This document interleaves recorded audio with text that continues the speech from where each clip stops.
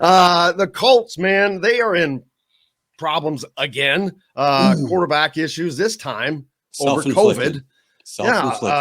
By a guy who we were just raving about coming out early from an injury. They're like, wow, guy's gutting it out. And then something that totally could have been prevented with a single or two shots into the arm. Mm-hmm. Not going to happen. And the Colts are leading the league, I think, as one of the worst teams in being vaccinated.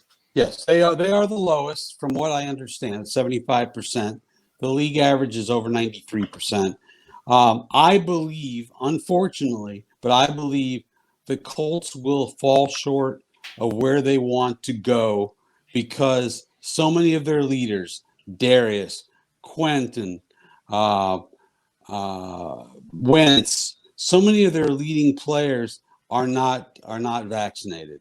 And look, if you have a close contact with somebody who's got COVID, if you are not vaccinated, you are out for at least 5 days, not games, 5 days. So, let's say, heaven forbid, on a Thursday, this kind of thing happens that just happened here the last week. Well, no Wentz, no Quentin, no Kelly, no Darius. I just think this team has screwed itself by its hesitancy to get the vaccination. And, people want to make a big political issue of it. That's fine. I'm just talking about the most important ability in professional football is availability. And if guys are not ready to go or they're not allowed to go, that's going to have a significant impact on the Indianapolis Colts season. Dylan? Yeah, I guess the question is, do you think it's already do you think they're going to look worse in week 1 than they would just because they've had so little practice time with some of their top guys? Well, yeah, I think especially for Wentz. I mean, we're talking about a quarterback who is coming to a brand new team who had about a week. He had 2 days of practice. He got hurt. Then he recovered from the surgery. Then he had about a week.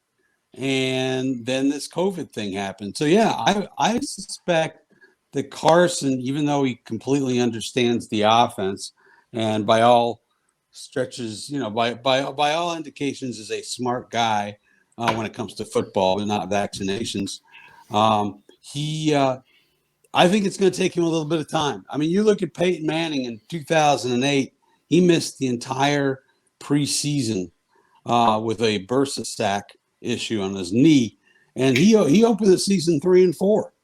Now he went on to win 9 in a row and won the MVP, but that's neither here nor there. He started slow, and I suspect that Carson, especially against some really good teams and really good defenses, these first 5 games will probably get off to a bit of a shaky start.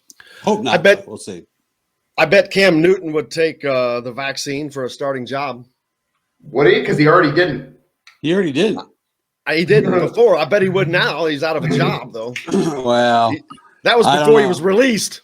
Yeah, he doesn't need the money. Yeah, I don't know what's going on there. There's no way they're bringing Cam Newton in here.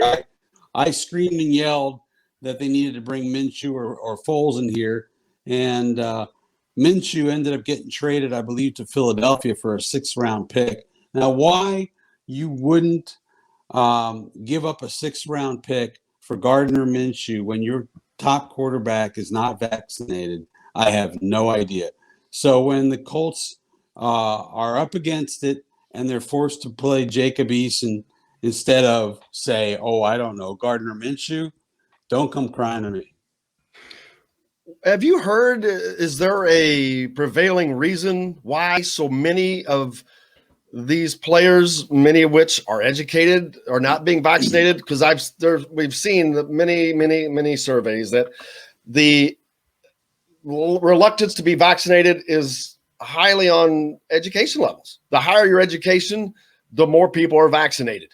And a lot of these guys, most of these guys went to college. So yeah, I don't understand it. I mean, I think there is such a thing, and this has been borne out by the statistics.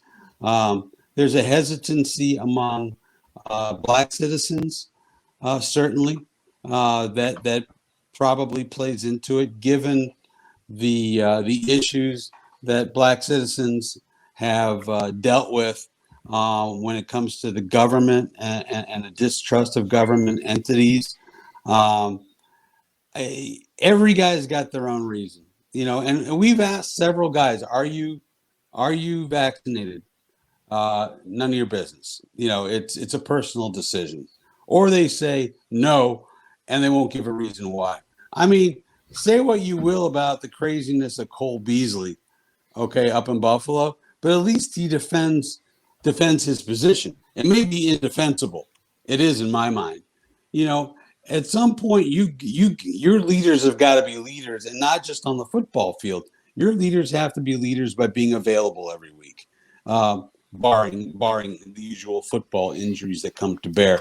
And if they don't know from week to week if Darius and Quentin and Pascal and Wentz and all these guys are available, I think it's going to become a very challenging year.